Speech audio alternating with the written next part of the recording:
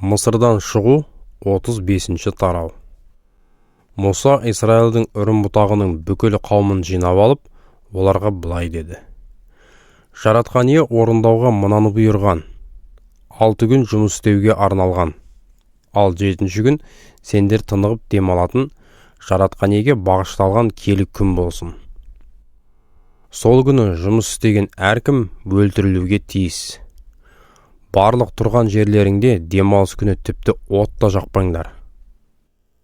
Мұса жиналған бүкіл Исраил қауымына сөзін жалғап былай деді. Жаратқан ие сендерге мынаны тапсырды. Қолдарыңда барларыңнан жаратқан иеге арнап тарту беріңдер. Оған шын жүректен сый тарту ұсынғысы келетіндер мыналарды алып келсін.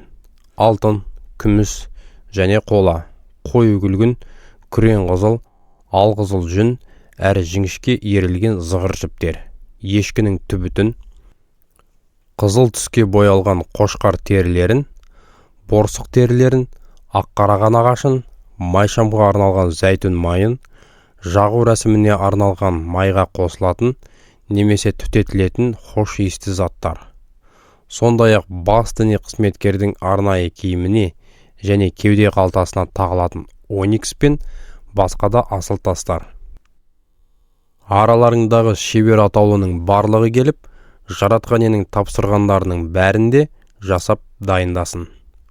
Оның жер бетіндегі тұрағы, киелі шатырды, соның төбесіндегі жапқышын, ілгектері мен ілмек шығыршықтарын, бөренелерін, сырықтарын, бағаналары мен тағандарын, сондай-ақ келісім сандығы мен екі жағындағы сырықтарын, бетіндегі қақпағын және оны көзден тасалап тұрған шымылдықты, нан тартулары қойылатын үстел мен сырықтарын, соған қажетті ыдыстарын және ұсынылатын нан тартуларын, жарық түсіретін 7 шырақты шам қойғышты, қосымша құрал саймандарын, шамдарын және жағуға қажетті майды, түтету үстелі мен сырықтарын, жағу рәсіміне арналған майды, түтетілетін хош иісті заттарды, киелі шатырдың кіреберісіндегі шымылдықты, шалынған құрбандықтар өртеліп ұсынылатын үстелді, оның қола торын, сырықтары мен қажетті құрал саймандарын,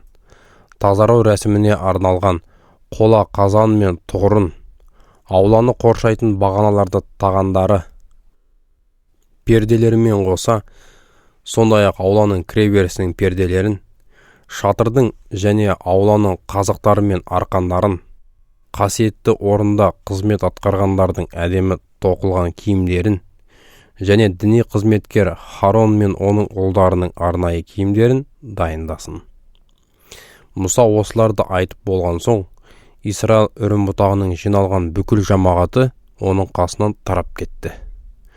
Мұнан кейін шын жүректен, өз еркімен жаратқан иеге арнап сый тартулар берілгері келген барлығы да соларын алып келді. Осылай олар жаратқан иемен кездесетін киелі шатырды тұрғызып, ондағы қызметтерге қажетті бұйымдар мен арнайы киімдерді жасауға керекті заттарды әкелді.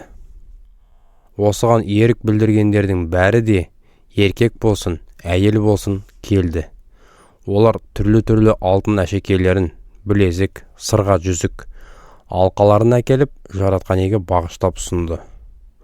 Қой үгілгін, күрең қызыл, алқызыл жүн және жіңішке зығыр жіптері мен ешкінің түбіті, қызыл түске боялған қошқар терісі, әрі борсықтың терісі барлары да соларын әкеліп берді. Күміс пен қоладан тарту әкелгендер де оларын жаратқан иеге арнады. Кімде аққараған ағашы бар болса, солда ағашын киелі шатыр үшін қолдануға ұсынды.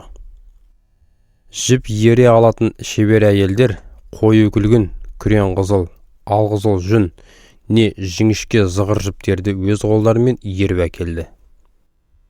Түбіт ере алатын барлық қабілетті әйелдер түбіт ерді. Рубасылары оникс және басқа да асыл тастарды Харонның арнайы сырт киімі мен кеуде қалтасы үшін алып келді.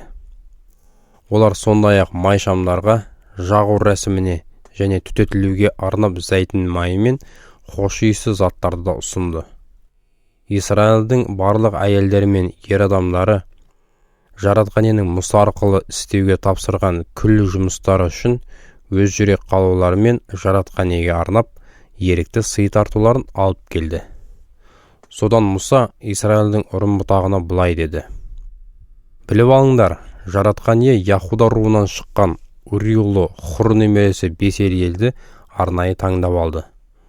Оны Құдайдың рухынан кенелтіп, оған ақыл-парасат пен қабілет дарытып, барлық өнерден хабардар етіп қойды.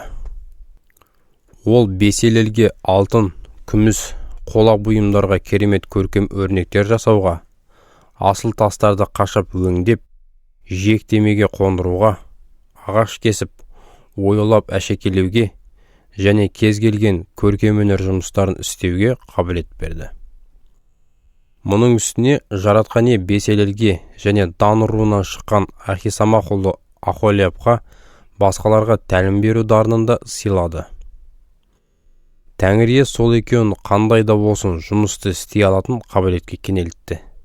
Сондықтан олар зергерлер, жобалар ойлап шығаратын көркемдеушілер, шебер тоқымашылар ретінде, не болмаса қою күлгін, күрең қызыл, алқызыл жүн және жіңішке зығыр жіптермен кеселеп тоқушылар ретінде әрқилы бұйымдарды әсем тоқып, күрделі жобаларды ойлап шығарып, жүзеге асыра алады.